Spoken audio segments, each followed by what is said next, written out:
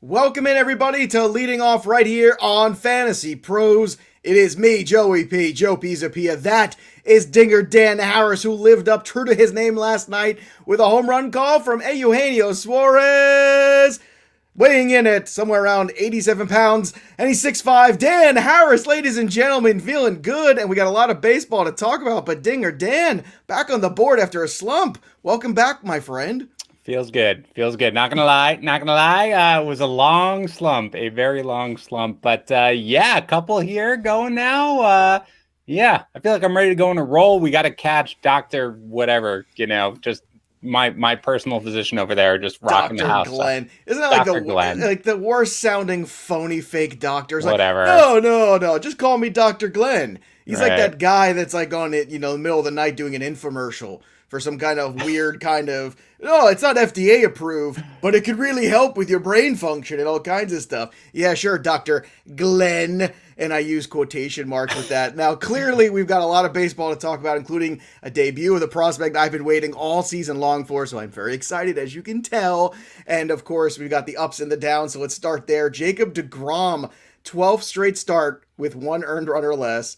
It was beautiful to watch. I got to watch in the afternoon a little bit yesterday. It was good times. Enjoyed it. Yu Darvish set a record for fastest to 1,500 strikeouts with 11 Ks and a win against the Dodgers. A big win there for the Padres. The Padres, man, I'm rooting for them so bad. I don't know why. I love the underdog. Not that they're the underdog in their division, but they're not an underdog. I don't know why, but I just want the Padres to beat the Dodgers. I have no stake in this game. I just like it. And Ronald Acuna hits his 20th and has a pretty darn good throw, getting Pete Alonso out there at third. So where do you want to start with the ups today, Dan?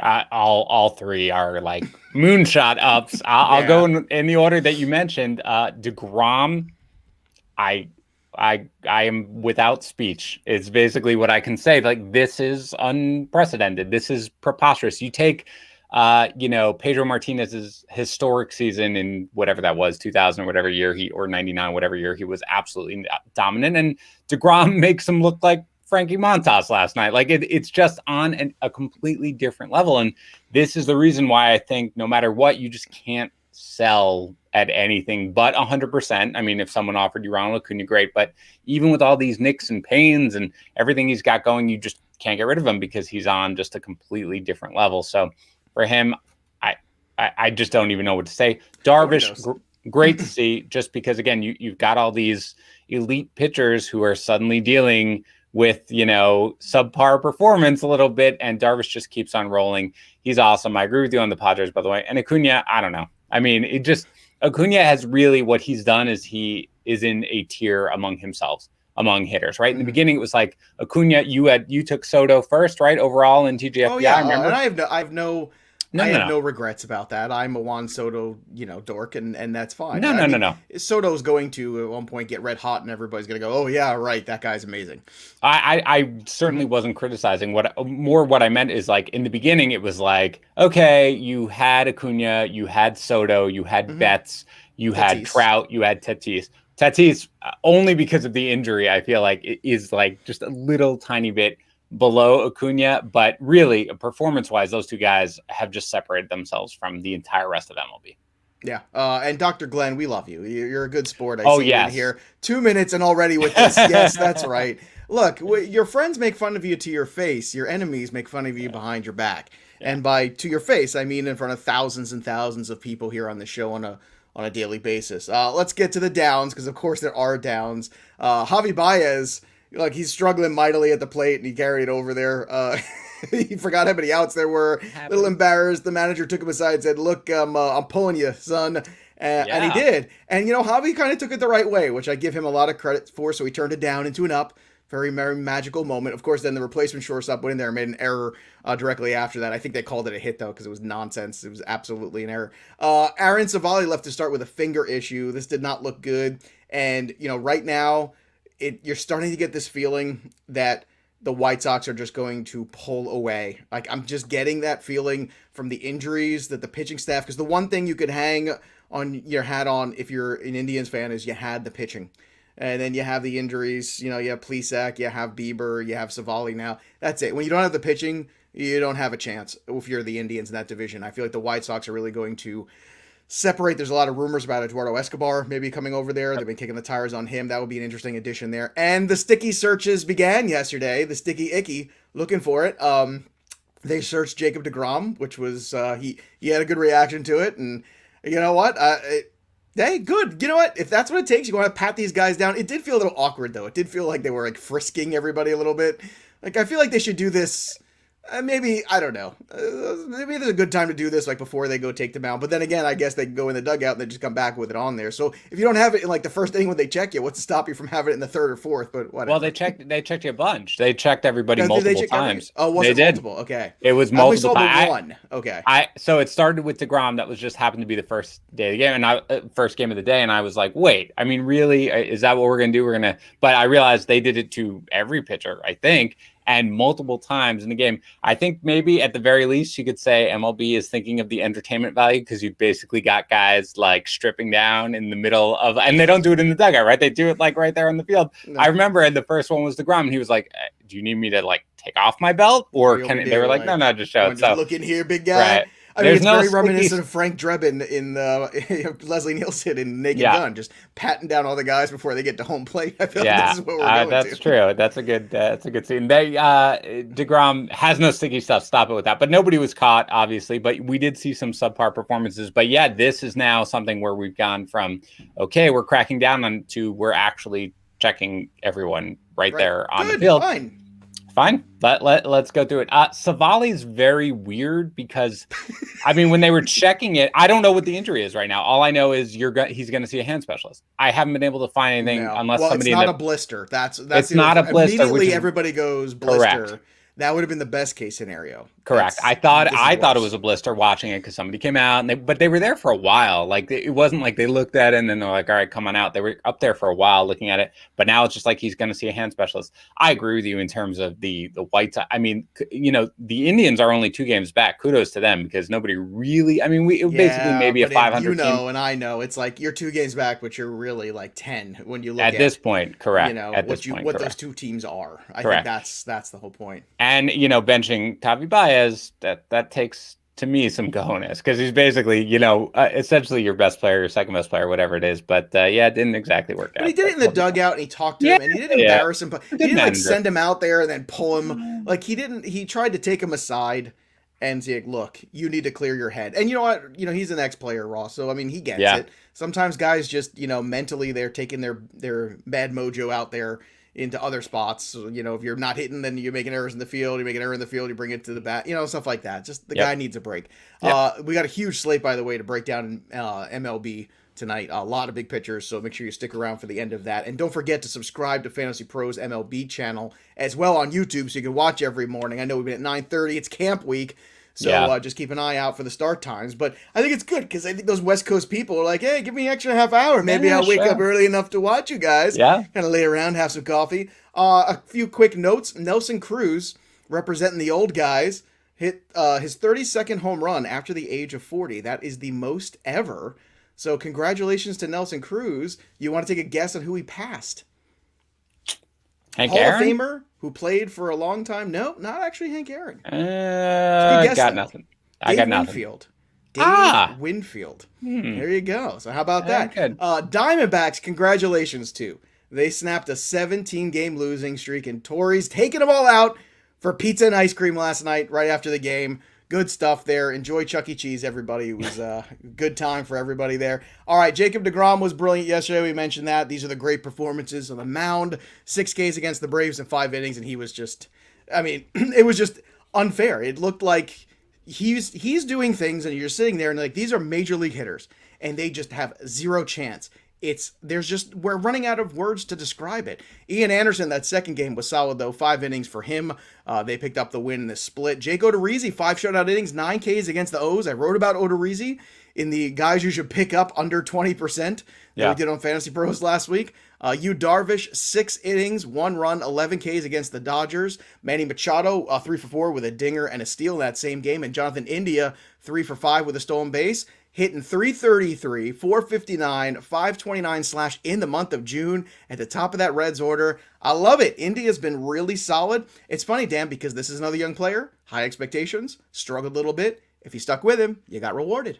Yeah, he has really been picking it up in June. He's batting leadoff. 333, 459, 522, as mentioned. So he really is somebody now who I just kind of think that you can roll with him rest of season. He's not a short-term kind of fix that you could basically maybe get by with. He was a huge prospect. He was drafted in the first round. So he is a guy who is just sort of coming into his own right now. And I do think basically everything in the profile right now, at least, suggests a young hitter who's kind of growing into his skin and can probably do this for the rest of the season. I'll mention Odorizzi, Joe, because I think it's a good call by you. Look, I've never been an Odorizzi fan, even in his great 2019, but it is worth, remembering that he was really, really good in 2019. And for the most innings and run support. Yeah, for the most part, it was backed up. He's got 2 really solid appearances right now after obviously having the slow start. I think you can throw out last year, which was mostly just an injury-plagued shortened season. But look, the Astros right now, again, are basically the best team in baseball with the way they're playing. There's going to be a ton of win equity, assuming that he can go, enough innings there. He went 5 no-hit innings, yesterday, which they lost a no-hitter, I think in the 8th. But the Astros are basically playing as well as any team in baseball. He is pitching well. The strikeouts are there. Again, it's basically the highest strikeout rate of his career so far. The walks are limited. So right now, really, I'm not ready to say Odorizzi is a guy who you can stick in the back end of your rotation for the rest of the season. But for now, you absolutely can, especially with that, supporting cast around him, giving him the win equity if he can go long enough to get it. So yeah, Odorizzi is a good call by you to pick him up. He wasn't really on my radar, but I think he should be now. Well, and look, it was partially because I thought I was going to get a start there against the Orioles, but it was also going back to this idea is who's a live body that's got a history of throwing a lot of innings. Yep. And again, if you got run support, you're going to get maybe some cheap W's in there too. Just, cheap is okay, especially this time of year with all the pitching injuries. Yesterday, the pitching duds, Frankie Montas, 8 runs versus the Rangers. Oh, Frankie, it's like the Godfather Part 3. Every time you think it's, you're out, they pull you back in. It's terrible. Frankie Montas, you're killing me. Tyler Mahle, he had 8 strikeouts, but the 4 innings, but this is kind of who he is. Like, he's a 5-inning pitcher. Yeah. Julio Urias, I'll take the L on this one. I wanted to go against you, Darvish. I said, I was specific. I was like, if Tatis is out of the lineup, then I kind of like going the other way. But Tatis is a monster, man. I just love that guy. He is an animal. So good. But what do you do with Frankie Montas right now? Because you can't trade him. Like, you just have to sit there and eat it now, right, Dan? I'm not that worried. I know people are very mad about Montas, and you should be, right? You can deal with it because it's good again. It seemed like things were going in the right direction. I'm upset. It's like 10 straight starts where he was really good. So you were like, great, here we go. And then you get the softest matchup out there and just obliterated right from the start, right? Like, first inning, you're down 5. The weird thing about the start, Joe, there are a couple of things to note about it. Number one, he gave up 5 runs in the first. I think he had 1 out and he had given up 5. Then he was basically absolutely dominant for like another 5 innings. And then with 2 outs in the 6th, he went single hit by pitch home run. And then it's like, you went from basically looking like you were about to have, all right, 6 runs, 5 innings. It's bad. It doesn't kill you. And then it's, you gave up 8. His spin rate, as the Peanuts and the Cracker Jacks are noting in the comments, we're down, definitely down. So that could be something. I will say that Montas is not a guy who necessarily needs a huge spin rate. Pitches like the splitter, there's something to note, by the way, about spin rate. Pitches like a splitter, for example, that dive, they actually work a little better. And they're usually, the thought process is they are more effective when the spin rate is lower. So the lack of sticky stuff, theoretically shouldn't hurt him. But it was definitely down on the fastball. He seemed a little reluctant to throw the fastball, especially at first. So that might be something to watch. But for the most part, I kind of think that Montas had done enough in the last 10 starts to basically allow you to give him a mulligan for this one. I understand it hurts. Well, this start is a microcosm of the season. Terrible. Oh my God, really good. Terrible. Yeah. And it's really frustrating. And I'm just... I just want everybody to understand that, you're not alone. We're all frustrated with Frankie Montas, but you have no choice because I don't see anybody offering you anything to get out of that business. And if I could, I would, but you can't. he's a guy who has way more value to you than anybody else in your league because nobody's out there being like, you know who I really feel good about right now? Frankie Montas. So he's a guy who you got to roll with. But Urias, the fact that he has a 3.99 ERA, Joe, I will be honest, that kind of smacked me in the face a little bit. I don't know why. He's pitched better than that ERA, first of all, and this start made it go up a little bit. If you would have asked me, like, okay, after this, what's Urias's ERA? I would have been like, it's probably like 3.4, like maybe. No, like I did the same exact thing you did. It's like, whoa, 3.9. Where'd that happen? Yeah, and I mean, I get it, and the Padres dropped, but some of the things with him is that his control has been a little. He's sort of relied on the great control. 4 walks on the day that they're cracking down on the sticky stuff makes me a little nervous. And he's been walking multiple guys a bunch. I mean, you look, he's got before the last couple of games, I'm looking at his game log for the last 5. Before that, he had walked 2 batters just in 2 starts of his entire career. Then he walked 2, 2, 0, 2, 4. That's something where, since they've been cracking down a little bit on this, the control isn't quite as pristine as we thought. So this is really an interesting sort of development I want to watch closely. But I was shocked, basically, that he's basically pushing a 4 ERA even after the start. Well, but you're also hitting the point where this is where we were. We're now past the point of last season, right? It was a 2-month season. Everybody made like a dozen starts. We're now in that territory. Yeah. So are people having weird fatigue? Are they reacting weird because they're just not there? And then you take the sticky stuff situation, all the other things. There's so many variables now in this pitching season that if you have good pitching, just be grateful. Go make a donation to your favorite charity and do some good karma there that it continues to stay healthy, because this is uncharted territory now, and it's a weird combination of things going on that hopefully we can, like I said, hopefully guys will get over these humps and people will get past the lack of things that they can use. But it is a dicey situation out there right now on the mound. And it's especially, by the way, for a guy like Urias, who is at 88 innings right now. That's the most innings he has ever thrown in the majors already, right? Yep. So this is a guy, Joe, who, they've always been careful with his innings. And we kind of were like, well, it's the Dodgers. They can do what they want, right? They can, take it easy and move guys in and out and make up injuries. But then you've got May out for the year, and you've got David Price, who's kind of ineffective. And look who Tony Gonsolin just got hurt after he came back. Tony Gonsolin not looking that great. And in Toronto now. Yes, in like a dogfight for that division with the Padres, who you expected, but also the Giants, who are suddenly, playing like world beaters out there. So this is a really interesting thing to watch here with the Dodgers as to what they're going to do with their pitchers. And on one hand, it's a benefit, right? On one hand, you're like, great, they don't get to phantom injury these guys. They don't get to put them on the IL for no reason. We're going to get some innings out of them. On the other hand, just as you point out, Joe, this is kind of like uncharted waters here. We don't know exactly what it's going to look like. So this is something, especially with a guy like Urias, who has not pushed himself this far for all that much, that you got to watch this right now going forward. And again, as you said, get pitching wherever you can get pitching, because that's really going to be a scarce commodity going forward. Yeah, Jake Odorizzi. Hence, go get Jake Odorizzi. I mean, he's the prototypical. I'm not excited about this guy, but so what? All right. Injury news and notes. Byron Buxton fractured his left hand after being hit by a pitch. I feel bad for this. I know. It's just you feel like, he's like the Edgar Allan Poe of baseball players. I swear to God, it's like, I don't know what sort of weird curse is on Byron Buxton, but he needs to go see a full voodoo master. Maybe go see Dr. Glenn, get some of those. Dr. Glenn, can you go fix him? I think Dr. it's 4 to 6 weeks probably. Dr. Glenn, Mr. Buxton's in your office ready to see you.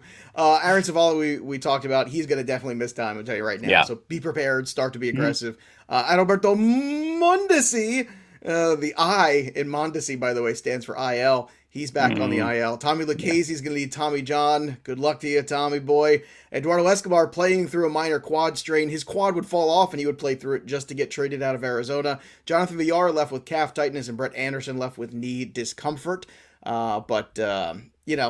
This is actually a shorter injury report usually. It is. Well, there weren't that many games yesterday. I was like Tommy Lucchese or Joey Lucchese. I said Tommy. It's a Tommy John. I said Tommy Lucchese. Well, he's Tommy Lucchese now. He should. Which, by the way, not that it's a huge deal for fantasy, but he was sort of one of these guys, especially though, as we talk about, with pitching being so scarce at this point, where Lucchesi was suddenly a guy who basically had a sub-2 ERA in his last 5 starts. He figured out that he had been tipping his pitches. He was a guy who at one point with the slurve was a guy that people thought they might be able to rely on. He would have actually been somebody who I would have recommended adding at this point, but unfortunately, he's obviously going to be lost for this year, probably next year. So that does stink. It just takes away another maybe arm that you could have gotten by with. So Lucchesi probably out for the year. Look, you come for the baseball, you stay for the literary references. Okay, that's right. This is what we do here. This is our show. I went to Oxford. Let's not forget, people. Okay, I'm a highbrow fella. Even though every now and then I Ron Burgundy something and I say Tommy Lucchesi when he has Tommy John. Joey Lucchesi, how you doing, wow. Joey Lucchesi? I'm almost positive I had to know a Joey Lucchesi growing up somewhere in Brooklyn. Like, there's no way. Did. Actually, I went to school with the reason why I'm Joey P is because there was, like a dozen other Joes in Brooklyn, clearly in my neighborhood. But one of the Joes was Joe Saltalamacchia, which, if you recall, there used to be a Jared Saltalamacchia. Jared Saltalamacchia. So I'm one of the few people that when I saw that name, I went, oh, Saltalamacchia. And everybody was like, how do you say that name? I was like, I've been saying it since I was 5. Okay, right. So it's pretty easy. All right. Before we get to the DFS, it's very important. This is a public service announcement. If you're very hairy, you need to take care of that. You need to go get that lawnmower 4.0. Enough putting it off, enough waiting, okay? You're getting out of control. Take care of your business, and you know what the business is, especially the business around your business. So go to manscaped.com, get 20% off and free shipping today. It's got the lawnmower 4.0, the longest battery life ever, multifunction on-off switch, travel lock, 4000K LED light, 1 through 4 guard lengths. Look, this thing will paint your house. It'll whack the weeds in your front lawn. It'll clean the pool. It'll do the dishes. It does everything for you, and it can be yours with the code leading off. All you got to do is go to manscaped.com, put in that code leading off. And I think somebody told me that they got one over the week. They were just like, you know what? I went out and bought one. I saw a tweet about that, and it's good for you. And now you're going to look much better and be much more appealing out there. So take care of your business, like I said. Go to manscaped.com, leading off, 20% off, free shipping. Your balls will thank you. Now, tonight, Dan Harris. Yes, sir. It's a lot of big names on the mound here. We haven't talked about the good chalk in a while, so I'm going to talk about it today because there hasn't been much of it. The White Sox are the good chalk. Tyler Anderson has been a hot mess for his last few starts, and I mean hot mess. And he's a lefty going up against some good right-handed bats in that White Sox lineup. Give me Giolito at 10-5 and 9-4 on DK.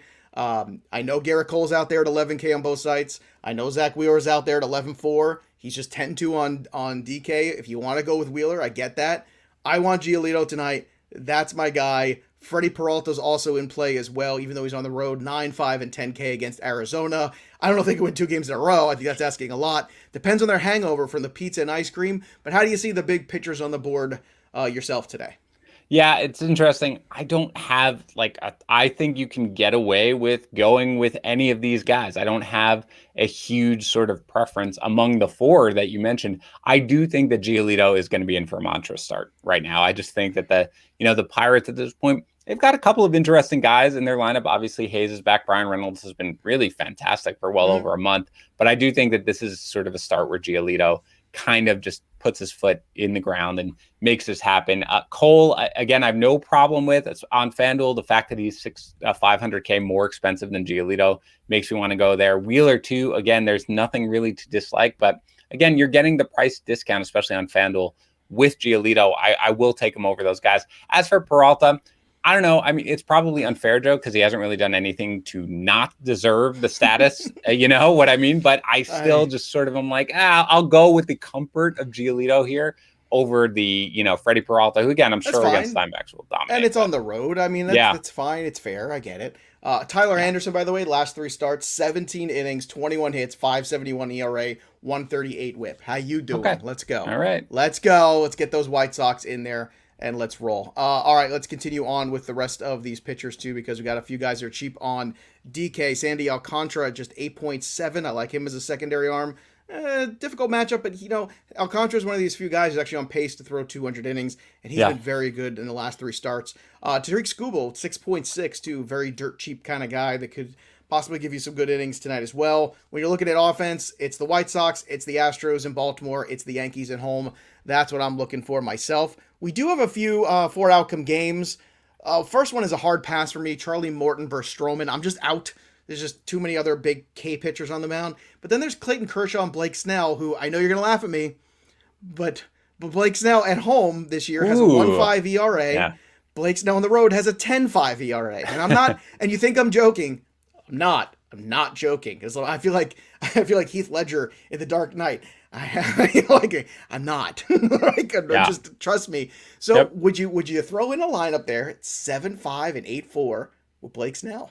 Yeah, I would certainly throw in a lineup, not all my lineup, a lineup, because you look, you especially because again you have been more heavily into DFS before this season probably than I. Basically, I took most of last season off with it. I was before that, but you're right. The home road splits are stuff that for the most part the casual DFS player doesn't really pay attention to, and I can't imagine there are going to be that many people who are going to be out there being like, against the Dodgers. You know what I want to do? I want to start Blake Snell against the Dodgers and Clayton Kershaw. The ownership percentage is just going to be too low, so I will absolutely have a lineup with Snell in it. I don't feel overly confident despite his numbers at home, of course, but for sure you need at least a lineup with that guy in it because, again, at home, he's been pretty dominant. Yeah. All right. Lineup builders today on FanDuel.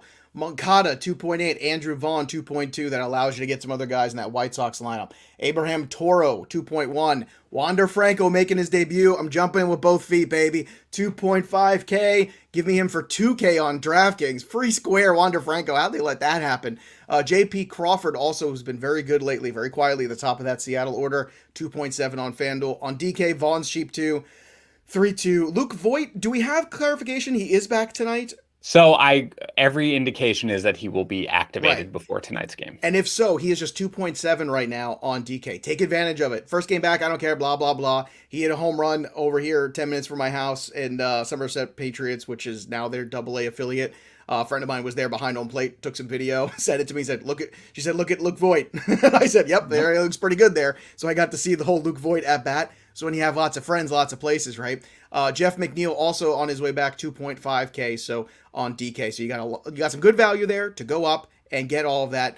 It's time for a home run call. And actually, Juan beat me to it because Juan's out here making my home run call. That's mine, Juan. You can't take this, Juan. It's me. It's Jose Abreu. Let's go. Everybody absolutely just, loves the Jose Abreu against the left-handed pitching. I mean, it's a good one. By the way, I will give my home run call, but Joe, Mike Mayer's comment, not the last one, but the one above that, that he made, that's probably a good one to address, considering there are some questions, I guess, that we're getting in Discord about something that you mentioned. But you will go with Abreu. That is fine and it's a good one, actually. As I was looking, I can always basically be like, who do I think Joe's going with today? For me, I am going to go with Yordan Alvarez. I believe he good yesterday. That's what I'm saying. He homered yesterday. Let's do it again. Again, Jorge Lopez always has this horrible sort of, tendency to whenever I pick on him in DFS, he somehow puts up a very, very competent start, but I'm going with Alvarez here. For my home run call, let's make it back-to-back days for me. All right. We'll get to how you all can make home run calls because I saw people asking who want to get in this still. And clearly you could have 3 in one day and be right on the board. Oh, yeah. Somebody joined yesterday, first time hit a home run too. Congratulations out there. We mentioned Dan Harris went yard yesterday, so he's up at 7. So Mike put out there, we get a lot of questions about 4 outcome games, what that means. Here's what it means. It means you can look at it and say, well, tonight, Charlie Morton versus Marcus Stroman. Well, Charlie Morton just threw almost a no-hitter last outing, right? So he could have a great start, but Marcus Stroman could have a great start. Marcus Stroman is a little bit hittable. There's every reason to think that Ronald Acuna and those guys could get to him and all of a sudden. And, the Mets offense is sporadic. Mets pitching very good. You could see Charlie Morton and these guys locking up for 6 scoreless innings. You could see this being a 6-5 game. There's basically no reason to make an investment in it because there's too many different variables. So that's what a 4 outcome game means. And that's why you steer away from them, especially when you have options like you do tonight. And as far as people making their home run calls and getting in, Dan, where can everybody go and join us on Discord for free? You know where it's got to be. FantasyPros.com/chat. Again, the home run calls, and you mentioned it, Joe. I mean, we're not yet halfway through the season, but Dr. Glenn basically caught up to us to what we had been doing in 2 months in like 5 days. So get in there. Totally free to play. Obviously, just have some fun. It's because he's on those illegal drugs that he keeps pushing. Dr. Glenn. By the way, yes. It turns out Mike Mayer says Somerset Patriots is 10 minutes from his house. Yes. Mike Mayer, do you live around the corner from me? Are we in the same town? I've never told you guys this, but you guys live very close to each other, and Mike there you Mayer. go. I don't want you guys to think get too close. Okay, it's gonna make me feel a little, out of the loop. I So, think Mike Mayer and I need to go to a ball game and have some funnel cake. That's what I fine. think. Whatever. Me, Mike Mayer, Sparky Lyle, who's the unofficial official mascot. You got Sparky, the big dog walking around. You and me, Mike Mayer, taking a ball game this summer and take pictures. We'll take selfies and send them to Dan all day. Fine, whatever. Maybe you should come take a drive down. All right, we'll I'm in. Enjoy a little day for the ball game. I'm You in. can get a day to yourself there, maybe, I'm in. possibly. All right, also want to remind everybody, Shohei Ohtani baseball for free. Thanks to our friends at Pristine Auction. Go to fantasypros.com/MLB contest. Leave a review of the show on Apple Podcasts or CastBox. Take a screenshot, upload it to fantasypros.com/MLB contest. Submit the form. Just like that, you're entered to win the Ohtani ball and everything else we want to give you for free. We got the home run calls. We got merch on the way. I've heard a lot of great ideas for merch as well.